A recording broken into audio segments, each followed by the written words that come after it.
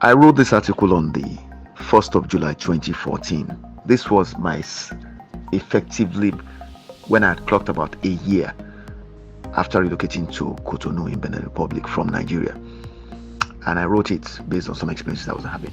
I really feel right now, I feel led to share it with you on my YouTube channel. So if you're listening to this, understand that I'm doing this as an audio podcast, but it's actually more or less like I'm republishing what I've written as an article in audio form.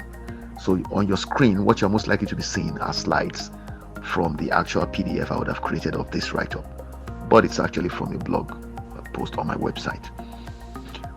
Life is not a competition to be won at all costs, be it in business or the society at large. A client once said to me, not his exact words, Tayo, over-invoicing will not reduce the money you make from a project. I found it very funny when he said that, but let me continue reading what he said. The person who requests that you inflate your invoice amount over your actual fee simply wants a piece of the action. When payment is approved by the company, you still get paid what you charged.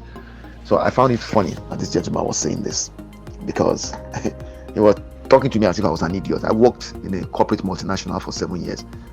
At a point, I was promoted. In fact, amongst my peers, there were 12 of us who were graduate trainees. I was the first to be made a senior manager. And I functioned as production manager in an acting capacity ahead of all my colleagues. So I could not understand why he felt that was something that was alien to me. I was someone that approved payments to people who are consultants. So I replied to him. I said that I would not accept to put an amount on my signed invoice from a brand that was different from my officially quoted fee for the job. Anyone who wanted that would have to get someone else to do that kind of job. All right. I just finished work on an Excel VB application I built for this guy's company, this person that was telling me this thing. It was an automated spreadsheet-based version of a massive 2-part reference document. I don't want to be specific about the kind of document it was, but then it will be easier for people to narrow down to who the client is. That is, people that know me and know him.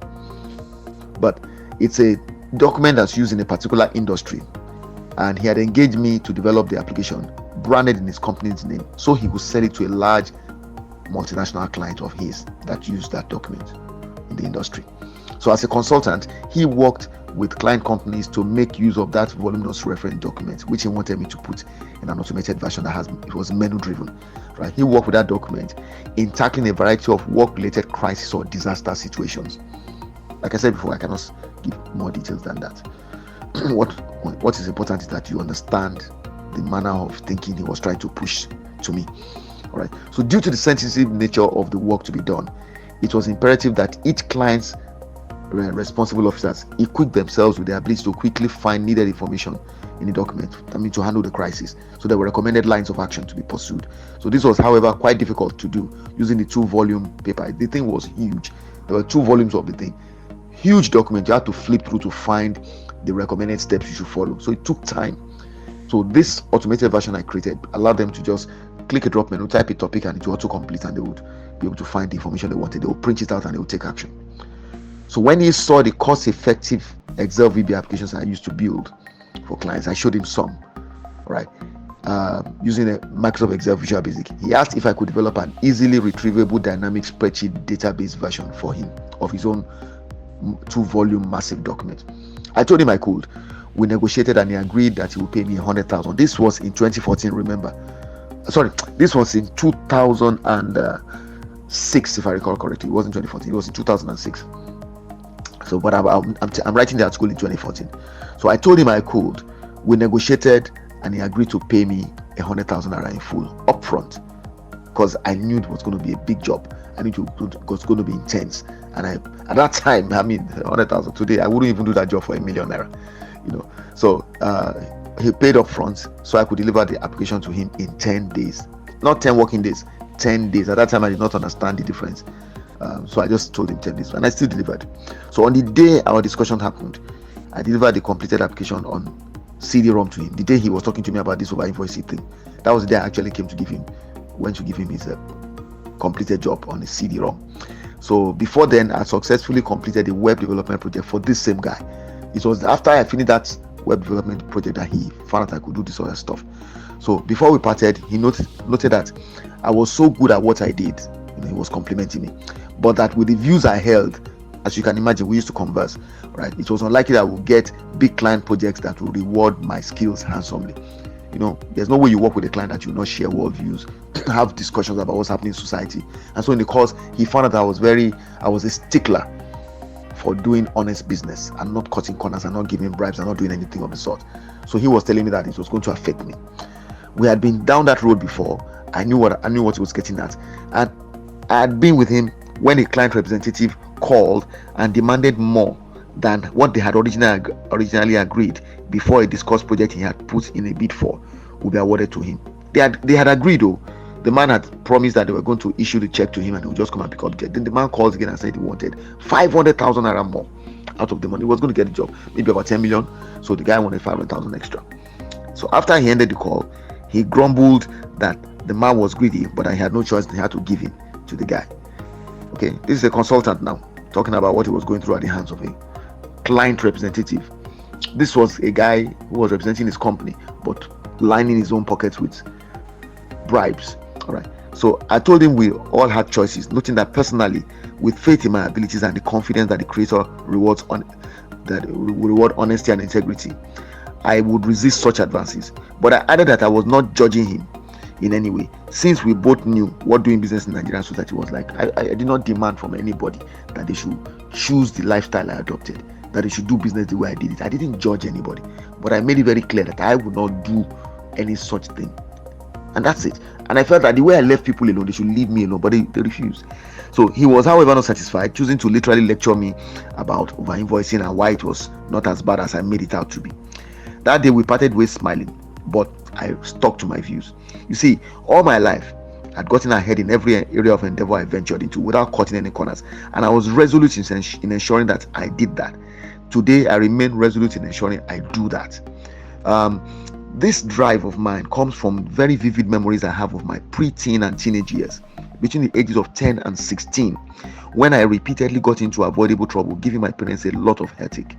I caused them embarrassment with all the naughty things I got into between the ages of 10 and 16. I repeat, after I got suspended for 2 weeks at the age of 16 in secondary school in Ilorin for abusing my privileges as a health prefect in secondary school, I vowed never to knowingly do wrong again, regardless of pressures. I didn't care whether it's going to be social pressure, peer pressure, whatever.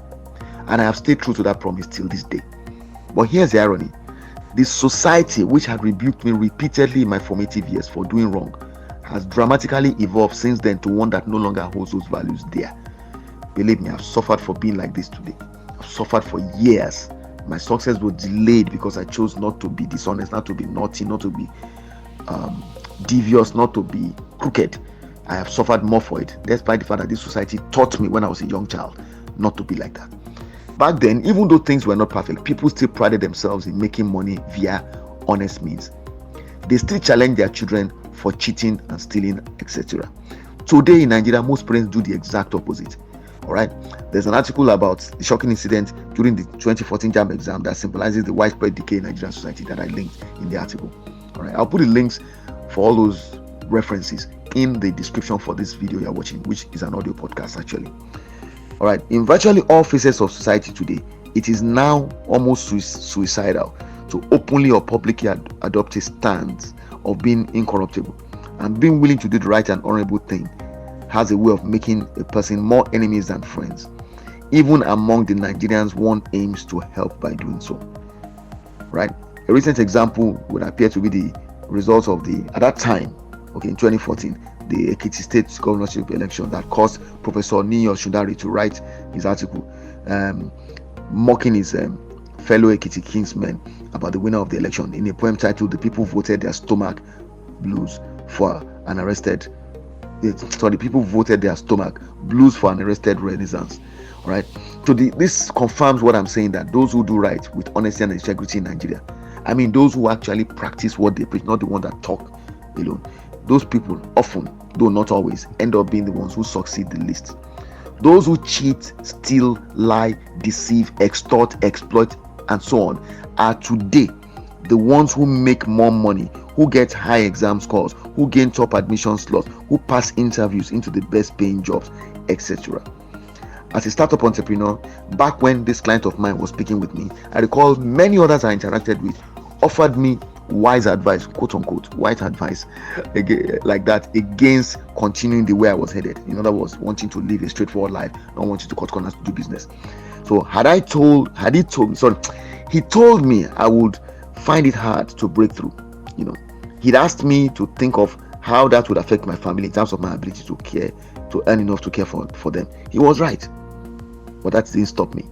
The others echoed his wise, quote unquote, warnings as well, and that included relatives and friends. Believe me, they did. One person, a fellow volunteer with an NGO, I remember that guy today. He actually works in a corporate multinational now, and we're still in touch, but he looks at me differently now. But back then he was telling me bluntly, he said, Tayo, people like you end up being frustrated out of Nigeria. Well, if you look at it, he was right in a way, because at the time I was writing this article, I was actually writing the article from Cotonou. So in a sense, I had moved out of Nigeria, but contrary to the conventional wisdom, all right, and practice, I had not moved or relocated to Europe or America. Just a short trip to neighboring Benin Republic was what I had made, and it was enough to enable me get better results for my efforts. Indeed, the irony of it all was that the over 80% of the clients that were buying from me were actually Nigerians and continue to be Nigerians till today. It's funny. God. Right now I'm in Lagos, and I've been in Lagos for a while, but the reality remains the same. Majority of my clients are Nigerians, but believe me, my ability to succeed now is I must give thanks to the Creator. I'm doing extremely well, and I have still not bent. I've still not broken that rule. I still stay strong in my own manner of doing business. If truth be told, none of what they said has turned out to be a lie. I have experienced the full treatment 99.95% of Nigerians I've had to do business with have displayed. All right, I've experienced the full treatment. 99.95% of Nigerians I have had to do business with have displayed the habits I was warned about. As a result, I have suffered great bouts of severe cash shortages and experienced countless heartbreaking struggles, all because I chose to be upright in my business dealings. Now, some people will read this article and argue that I'm trying to make myself look like a saint, as if I'm perfect, as if I'm better than everybody, and I won't blame them. They will also claim that they have done what I say I've been doing. Well, I can only speak for myself, because I know many people that talk, but not what they say. Not much of what they say resembles what they actually do. Now they can catch me thief, as the people will say. However, if you have boldly insisted on not doing any of the dirty nonsense that quietly goes on in the business world and general society of Nigeria, then you cannot deny that those who follow that path often suffer great hardships and most fail as a result. Only persons with a rare brand of courage and persistence, to paraphrase James R. Cook, the author of The Startup Entrepreneur, can survive doing business in Nigeria without cutting corners of any sort. And there will be people willing to endure humiliation and deprivation on many fronts for prolonged periods. In my experience, such people are hard to find in Nigeria, or indeed across the African continent. I'm not judging here, just stating the obvious based on 12 solid years. So 2014 till now is about 9 years, right?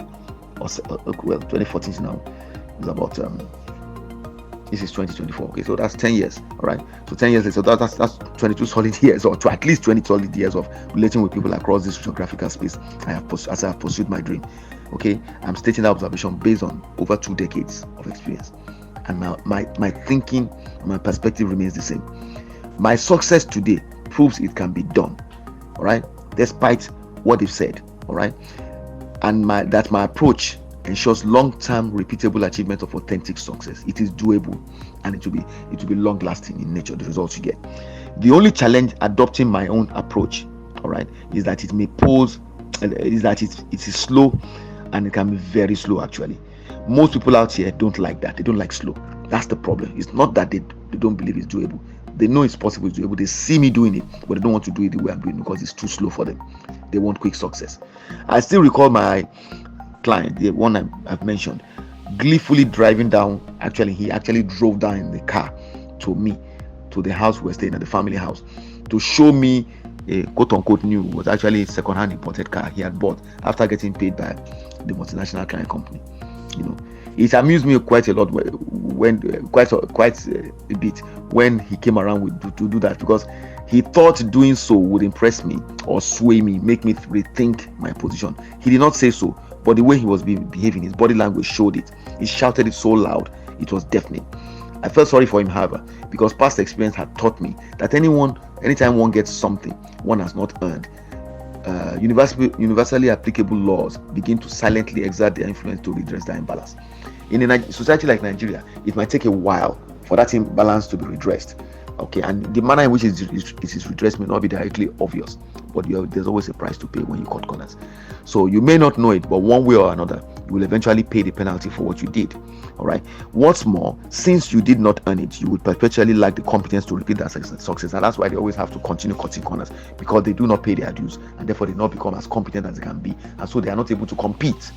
You see, it doesn't make sense to live like that. It means you are going to be living always at the mercy of others, and you will always be living a life of desperation.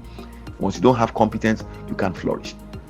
All right. And so to record more of such successes, you'll be forced to do the crooked things you did before. Sooner than later, you will be unable to do without doing it. You will effectively become a phony.